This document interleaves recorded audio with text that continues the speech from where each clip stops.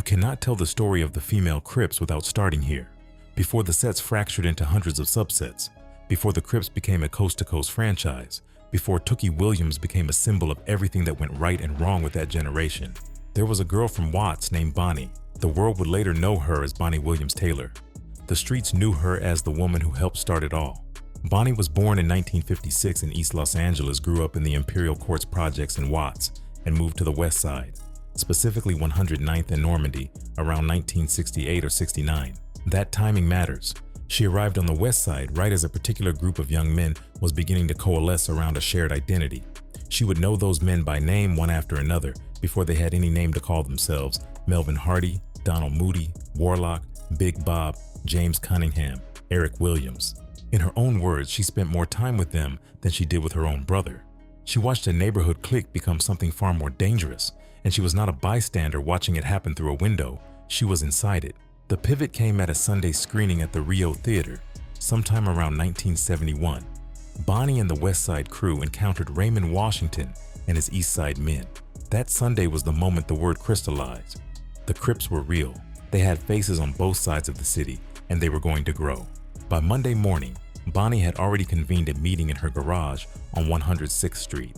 She told her mother they were forming a social club, and from that meeting came the Criplets, the first all-female Crip formation in history, assembled within 24 hours of the male set cementing itself. The published gang history literature is clear on this. The Criplets were not a fan club.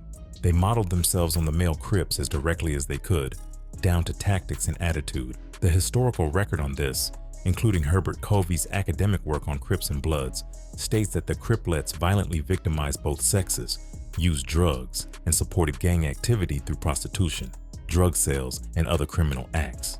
That is not dramatization. That is the academic summary of how the female formation functioned from the start. Bonnie's entry into the life was not through a late-stage marriage to a maid boss. It was through origin point intimacy. She was there before the mythology got polished. She remembered those early days in visceral detail. Glue sniffing, PCP lace marijuana they called lovely, Crips walking 50 deep from Imperial through Florence until the crowd swelled to 100. She remembered Tookie in a gold Lincoln. She remembered the energy before the funeral started, when, in her own framing from a YouTube interview, it still felt like excitement before it hardened into nonstop loss. What the public record does not give Bonnie is an individual indictment sheet. There is no clean, accessible file that says Bonnie Williams Taylor personally moved kilograms or ordered a murder. Her criminal footprint looks less like a prosecutable enterprise and more like embedded participation in a gang culture built on robberies, assaults, drug use, and collective intimidation. That is a real distinction. It makes her historically important and genuinely frightening in her context, but it also means the modern internet tendency to place her alongside documented trafficking bosses outpaces what the record actually supports. Her fear factor lived in symbolism as much as in paperwork. A woman tied to Tookie Williams, remembered as helping found the female counterpart to one of the most feared street organizations in American history, carried dread not because people had read her rap sheet, but because people knew whose side she was on and what the crowd behind her could do. You did not need to have crossed Bonnie personally to understand what her proximity meant. By 2005, when the Los Angeles Times interviewed her during the public debate over Tookie Williams' clemency petition, Bonnie was working as a Los Angeles County juvenile detention officer. She talked about both the myth and the damage of those early years with unusual clarity. Someone who had lived the founding chapter and watched it mutate into a decades-long catastrophe. Her story does not end with a federal takedown. It ends with a woman who survived, who worked in the system that once hunted the people around her, and who still carries the distinction of being the first female Crip in American history. The streets remember her as an original. That is a title no court document can confer, and no revisionist history can fully strip away. Simone Jasmine, the queen of the South Wentworth, south of Durban, South Africa, is not the kind of place that appears on tourism maps. It is the kind of place where poverty and rampant unemployment live side by side, where the corner store and the drug corner might be the same address, and where the question of who controls the block is answered not by city government, but by whoever currently has the most product and the most men willing to use a gun. In that world, in the years just before 2020, one name sat at the top of the local hierarchy, the way a stone sits at the top of a tower, something everybody below it is aware of constantly. Her name was Simone Jasmine. On the streets, they called her Moni. And depending on who you talked to in Wentworth, she was either the most dangerous person in the neighborhood or the one woman making sure the neighborhood did not completely fall apart. Simone's origin story begins the way a lot of violent neighborhood economies begin, not with a formal cartel ladder, but with proximity, romance, and death. According to local reporting in Durban, she was introduced to gang life by a boyfriend, a dealer in Wentworth. After that boyfriend was killed, she started dealing herself. Then she started her own distribution organization. The trajectory is almost textbook. Loss as ignition, survival as justification, and ambition as the fuel that kept the machine running long after survival alone would have been enough. Several of the gangsters she dated after her first boyfriend were also killed in the ongoing drug wars. That pattern earned her a second nickname, Black Widow. Nobody ever called her that to her face, according to local accounts. The name she preferred, the one she leaned into, was Queen of the South, borrowed from a Mexican telenovela about a woman who rises from poverty to control a drug empire. She named her gang the Cartel. She was not being subtle about what she was building. Her base of operations was a complex of tenement flats on Lansdowne Road in Wentworth called the Barracks. That space was where Simone's power grew to what local reporting described as mythical proportions. To people outside her territory, she was the feared Black Widow, the woman behind the shootings and the heroine tearing Wentworth apart. But inside the barracks, among the residents who lived on that patch no bigger than 2 football fields, she was something else entirely. She paid electricity bills for families who got disconnected. She arrived with food parcels for struggling households. She hired jumping castles for children on weekends, bought school uniforms, threw birthday parties for elders, hosted Mother's Day and Father's Day events catered with biryani and cold drinks. The price those same residents paid for this generosity was that their home absorbed weekly drive-by shootings. That is criminal governance at its most honest. The boss provides, the community tolerates, and the blood stays in the immediate radius. It is a transaction that looks like charity and functions like control. Police sources quoted in daily news reporting describe Simone in terms that go beyond the average corner dealer. They said she did not want to simply deal drugs. She wanted to be a wholesaler. Within a few short years, she had opened distribution channels to dealers in neighboring towns and regions and became the main heroin supplier to those dealers. One police estimate put the cartel gang's daily drug profits at around 200,000 rand, roughly $20,000 on days per day. The same reporting said she pushed proceeds into property and Uber taxis, 2 low-friction investment vehicles that could absorb cash without triggering immediate scrutiny. Violence was the architecture this business was built inside. According to police sources, when Simone moved on a drug corner in Wentworth, the takeover was preceded by shootings that, in the words of one officer, took out her enemies like flies. Anyone who questioned her authority in Wentworth was liable to be taken out immediately. Simone was described as a licensed firearm carrier who would point a weapon at an accomplice or an enemy to settle a point. These are police source allegations, not convictions, but they describe a management style, and they are consistent with how her name traveled through the neighborhood, not as a distant financier, but as a boss whose authority was backed by immediate physical force. Her operation had structure.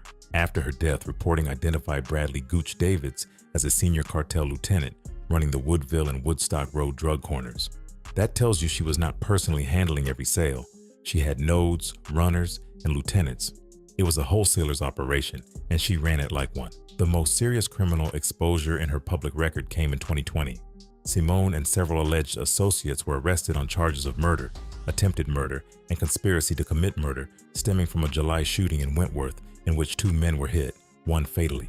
In September of that same year, a Wentworth police warrant officer named Brian James was arrested and charged as a co-conspirator, investigators alleging a direct link between him and the cartel. Simone got bail. Her co-accused stayed locked up. That distinction became its own kind of weapon. Internally, it bred suspicion that she had cut a deal, and it fed at least one of the theories about why she was eventually killed. October 29th, 2020. Simone got into an e-hailing vehicle near Marine Drive in Bluff, South Durban. She had been rotating cars, using other people to book her rides and deliberately breaking her routines, all the habits of someone who knows she is being hunted. It was not enough. A gunman caught up with the vehicle, opened the passenger door and shot her at least 6 times, twice in the chest, 3 times in the stomach, once in the leg. She died in hospital. Her murder remains unsolved. The list of people with motive reads like a casualty report from the wars she had started. The Hollywood Gang, the Drain Rats, G-Section, the Destroyers, Umlazi taxi industry rivals who allegedly traced a dead associate back to her gang, and her own incarcerated lieutenants who wondered why the boss had walked free while they sat in cells. In other words, Simone Jasmine died the way powerful people in violent economies usually die. Not from one enemy, but from the accumulated weight of everything she had built. Her death destabilized Wentworth. In January 2021, Bradley Gooch Davids, her top lieutenant, was assassinated in a killing tied to the power vacuum her death created. The machine did not shut down cleanly. It shattered into a succession war. That is usually the clearest evidence that the person who died was genuinely in charge. Pretenders do not leave vacuums. Power does. Thelma Wright, boss lady of Philly. There is a particular kind of danger in a woman who does not look dangerous, who carries herself quietly, dresses without ostentation, speaks in measured tones, and moves through a room without announcing herself. That is not the profile of a street enforcer or a flashy boss. That is the profile of someone the system consistently underestimates until it is too late. And by the time anyone understands what they are looking at, the product has already moved and the money is already clean. Thelma Wright was that kind of dangerous. She grew up in Philadelphia in a Catholic household stable enough that nothing in her upbringing would have flagged her for the path she eventually took. She attended St. Maria Goretti High School and studied real estate at Temple University. Her entry into criminality did not come through poverty or gang initiation. It came through a man named Jackie Wright, whom she married in 1977. Jackie was not a neighborhood corner dealer. According to biography and later reporting, he was one of Philadelphia's top heroin wholesalers with connections to the Black Mafia, the brutal organized crime network that dominated Philadelphia's drug economy and had a reputation for enforcement that made police nervous. Thelma knew what she was marrying into. She understood what the money bought and where it came from. The Philadelphia Inquirer, summarizing earlier reporting, described what happened to Jackie Wright in August 1986. He was found dead in a house in Germantown, partially rolled in a carpet, a gunshot wound to the head. A federal habeas opinion connected to his killer's case fills in the context. Jackie had fronted a kilogram of cocaine to a dealer who could not pay. That dealer lured him to a girlfriend's house and shot him. The opinion notes that the man who killed Jackie was himself an upper-level dealer generating roughly $100,000 a month. That is the scale Jackie Wright operated at. When Thelma later said she took over the family business, she was not inheriting a small corner operation. She was stepping into a wholesale heroin and cocaine enterprise with contacts that reached across the country. The moment a widow takes over a dead drug lord's network is the moment most organizations collapse. Lieutenants peel off, rivals circle. The assumption, usually correct, is that grief will scatter whatever discipline the original boss held together. Thelma Wright proved that assumption wrong. She stepped in, kept product moving, and expanded. She began transporting cocaine and heroin between Philadelphia and Los Angeles, using Jackie's existing business contacts to maintain supply relationships that she had not originally built but now fully owned. Biography describes her as eventually leading one of the nation's largest heroin and cocaine trafficking organizations in the late 1980s and early 1990s. The Philadelphia Inquirer characterized her operation in similar terms. She became known in those streets as Boss Lady. She was also called Queen Pen. Her operation, as far as the public record reconstructs it, was built on inherited trust and maintained through quiet discipline. She did not run it like a street enforcer. She ran it like a logistics manager. Her A&E profile described her as very low-key, not flashy, do not show off, nothing. She had a home on the East Coast and a home on the West Coast. She had Lakers tickets and Sixers tickets. She made money at boxing events in Las Vegas, where high-level dealers from across the country gathered, and she used those gatherings to expand connections. The A&E documentary transcript captures her approach to the business with unusual precision. She had calculated the math of the drug trade, that an ounce of heroin, cut 14 times, returns 14 times the investment, and applied it with the discipline of someone who had studied real estate and understood how leverage works.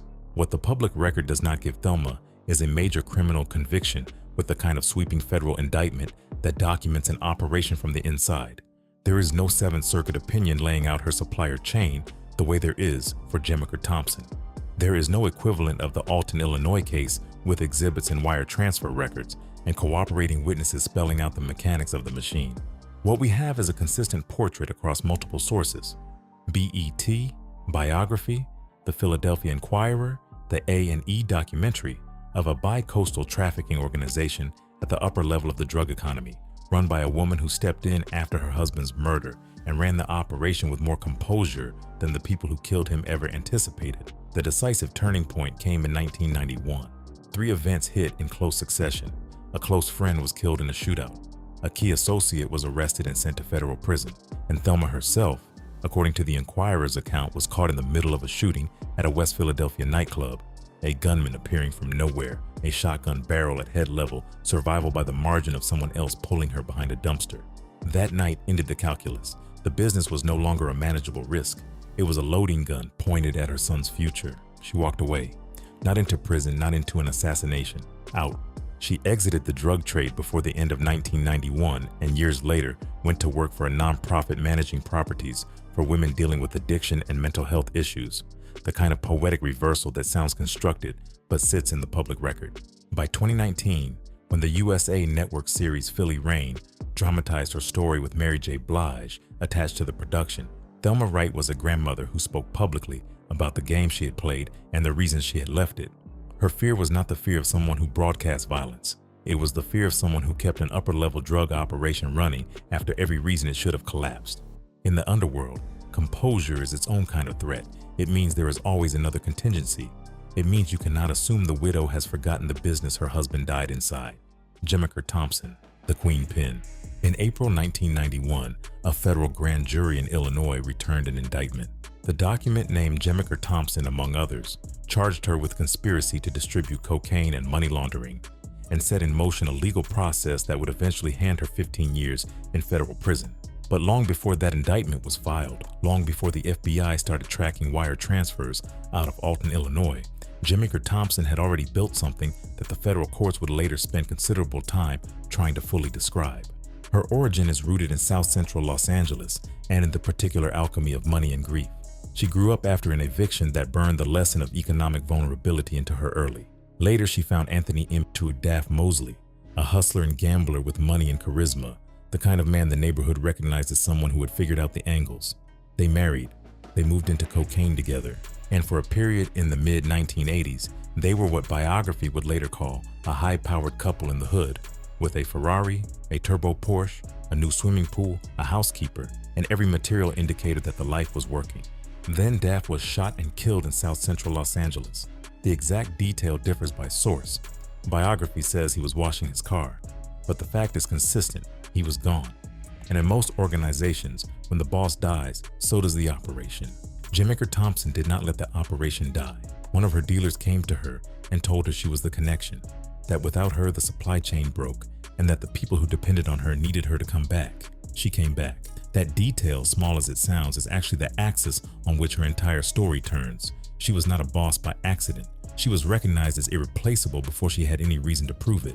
What followed was an expansion that the Seventh Circuit would later document in the kind of procedural detail that leaves very little room for mythology. The federal appellate opinion, available through Justia at case number F3/126/1032, lays out the mechanics of the Alton, Illinois operation with clinical precision. Between November 1989 and August 1991, Jmiker Thompson, operating out of Los Angeles, supplied Percy Cheese Bratton in Alton, Illinois, with at least 8 kilograms of cocaine. The kilos went out on credit, fronted at $25,000 per kilogram. Bratton distributed through roughly half a dozen local dealers. Thompson personally traveled to Alton to collect a $100,000 cash payment on one occasion. On another trip, she collected $25,000 in cash and hid it in a girdle for the flight back to Los Angeles. Bratton and his people wired at least $40,000 to her during the conspiracy. The court also noted that she fronted massive quantities of dope on credit, recruited couriers on several occasions, and threatened Bratton when payments were slow. This is not allegation. This is adjudicated federal record. The mechanics the opinion describes: credit extension to lock-in dependency, regional distribution through a local crew, in-person cash collections, physical concealment during transport, wire transfers, courier recruitment, and direct pressure on debtors are the bones of a serious interstate drug trafficking organization. She did not touch every bag. She financed the downstream distribution, managed the debt, and applied enforcement when necessary. That is how real trafficking power works, not through constant personal involvement, but through systems that make defection costly and loyalty economical. Beyond the Alton case, her operation was wider. Documentary accounts and biography describe her moving cocaine into new territories around the country: Atlanta, Detroit, Illinois, St. Louis, using connections she cultivated at the boxing fights in Las Vegas, where she told an interviewer that drug dealers from all over the world were present and she made a lot of connections. She was operating on a network-building logic: extend trust carefully, front product, collect, and expand. The hair business she ran in Hollywood, an upscale company selling imported Italian hair, which CBN says she used to launder drug profits, gave the operation a civilian face. She sold to celebrities. She traveled. She looked from the outside like an entrepreneur.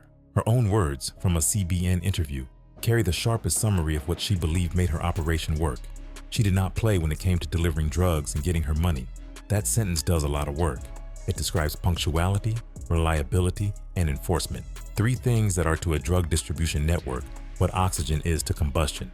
You can have the best product in the city, but if buyers cannot count on supply, and if debtors do not fear consequences, the business dissolves into chaos. Jmiker ran it like a business because she understood it as a business. The downfall came the way most durable operations eventually collapse, from the inside. Percy Bratton, her Illinois distributor, flipped. He cooperated with federal investigators and gave them the structure they needed to prosecute her. The indictment came down in April 1991.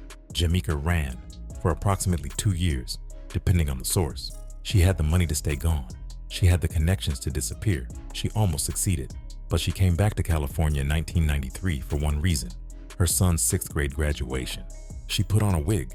She believed she would blend in. The FBI had already called the school to find out the date. They were waiting. In court, she was convicted on the conspiracy and money laundering counts and sentenced to 180 months, 15 years. She was 31 years old. She served roughly 12 to 13 years, depending on the source, and was released in 2005. Prison converted her, publicly at least, into an evangelical minister and a memoirist. She founded Second Chance Evangelist Ministry and published a book called Queen Pen, but none of that later chapter erases what the federal record established before she walked into that courtroom. She was a serious multi-state cocaine trafficker who fronted a product on credit, laundered money through a legitimate business, managed couriers and debtors, and built enough of an organization that an FBI agent later said, on camera, that she was a very significant drug dealer and that her 14-year sentence was, in his view, fortunate. Jmiker Thompson's legacy holds because it sits on both narrative and paperwork. The memoir and the documentaries widened the myth. The Seventh Circuit opinion anchored the myth to a proven conspiracy with exhibits attached. In this category of feared female criminals, she is the one whose reputation can be most completely cross-checked against the record, and the record holds. Stephanie St. Clair, Madame Queen of Harlem. Before there was a crack epidemic, before there were Crips and Bloods, before the federal conspiracy statutes that caught Jmiker Thompson even existed, there was Harlem in the 1920s, and there was a French-speaking immigrant woman from the Caribbean who looked at that city and decided she was going to own a piece of it. Not metaphorically, literally, with ledgers and runners, and eventually with guns when the time came for guns. Stephanie St. Clair was born around 1897. Some sources say 1887, the exact date blurred by her own mythologizing, in Guadeloupe. She grew up French-speaking, educated by colonial-era standards, and headstrong enough that by her late teens, she was already chasing something bigger than what the islands could offer. Around 1909, she sailed to Montreal. Montreal taught her cold, low wages, and open racism, but it also taught her to read people and talk her way through closed doors. By 1912, she had made it to Harlem, barely speaking English, pride carrying her further than language. She learned Harlem fast. She watched where the money moved. In the early years of her criminal career, she is linked by the Mob Museum to a group called the 40 Thieves and to extortion and theft as early-stage revenue. But what converted Stephanie St. Clair from a street operator into a genuine underworld power was the numbers racket. In New York's black neighborhoods, the policy game was the unofficial banking system, a daily lottery where people bet cents on 3-digit numbers, and the bankers who ran the houses kept a percentage of every dollar wagered. In a city where the downtown banks turned black depositors away, the numbers were where neighborhood capital actually lived. Stephanie understood the mathematics and the sociology of this simultaneously.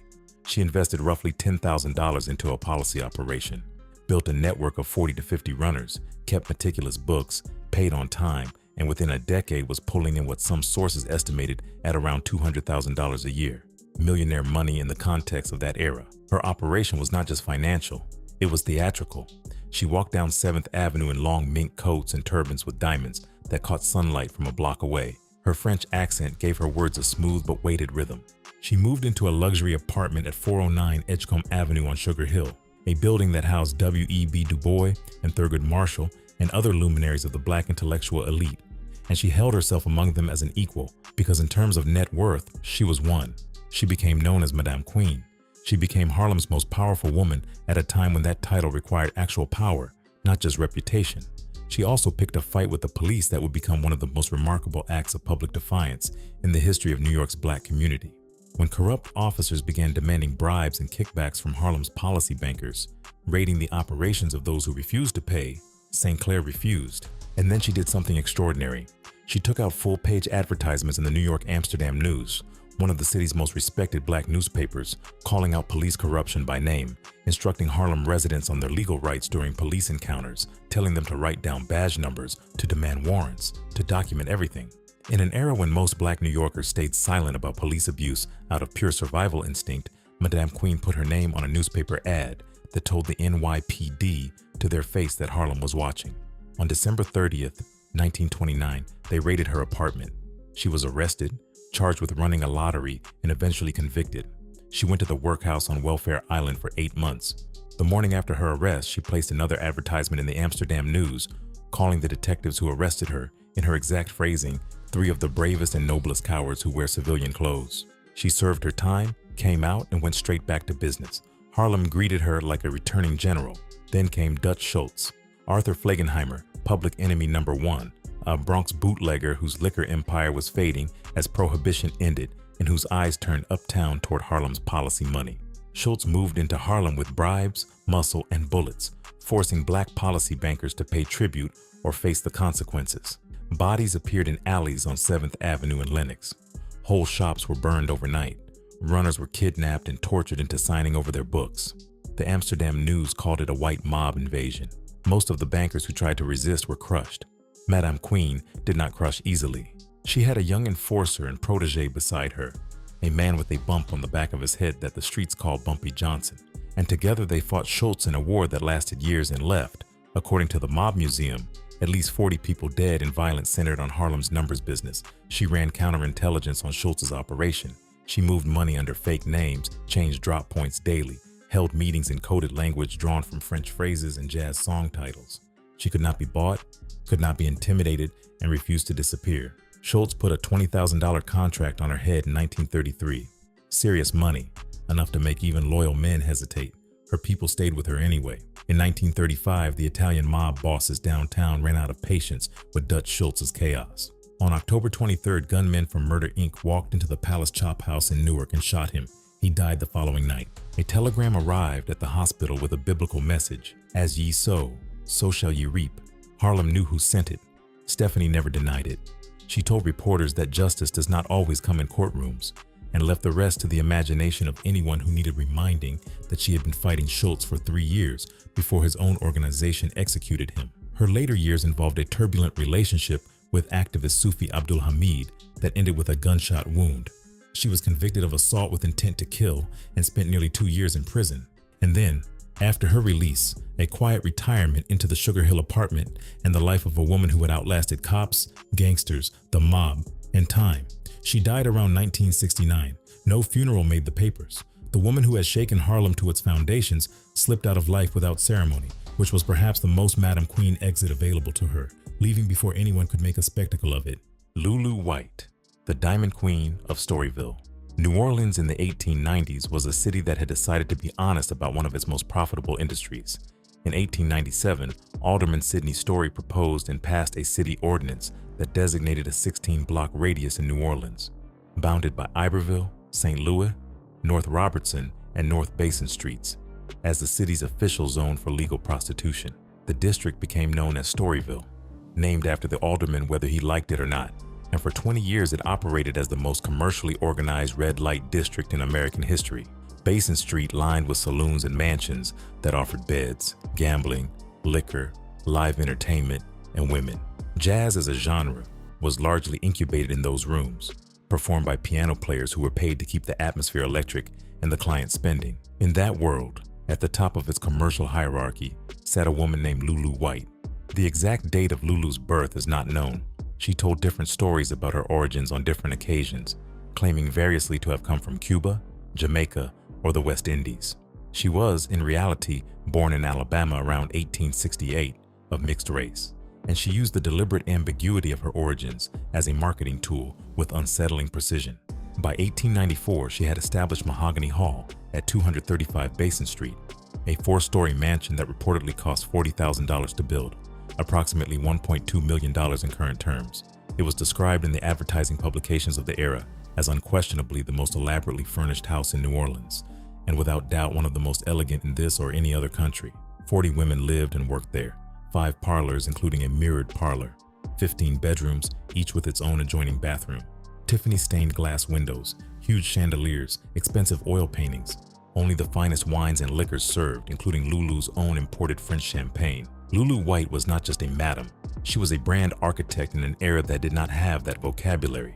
She marketed herself as a West Indian octoroon, a woman of mixed race with an exotic provenance, and advertised her workers as Creole beauties, all born and bred Louisiana girls, carefully leaning into the antebellum mythology of the mixed-race quadroon that wealthy white men had long fetishized in New Orleans culture. She was constructing desire through narrative, and it worked. She became known as the Diamond Queen of Storyville because her jewelry was so extravagant that a contemporary observer quoted in the Blue Book, the official directory of Storyville brothels and their workers, compared her nighttime appearance to witnessing the electrical display of the St. Louis Exposition.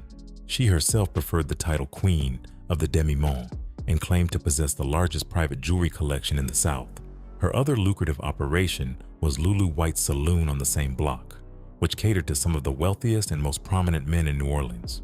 The combination of Mahogany Hall and the saloon made her one of Storyville's most financially successful operators, and her clientele ensured that her protection was not merely legal, it was social. Men who could not be seen associating with her in public ensured her continued operation through means more reliable than law enforcement. The pianists who performed in Mahogany Hall's parlors included Jelly Roll Morton and Tony Jackson, figures who would go on to shape American music at a fundamental level. Storyville has been credited as one of the birthplaces of jazz, and Lulu's establishment was one of its most important incubation chambers, not because she set out to patronize art, but because the best musicians went where the money was, and in those 20 years the money was on Basin Street. Lulu's downfall came through the same regulatory environment that had originally legitimized her. In 1917, federal pressure on the city, military bases nearby were considered vulnerable to vice districts, forced Storyville to close. Lulu ran afoul of the law by operating too close to a military installation and served 3 years in jail. She was eventually pardoned by President Woodrow Wilson, went right back to business and ran another brothel until her death. The arc of her career is a near-perfect illustration of how vice economies function at the intersection of legal tolerance and political exposure. They thrive when the powerful find them useful and collapse when the powerful find them inconvenient. She had earned a small fortune in those lucrative Storyville years.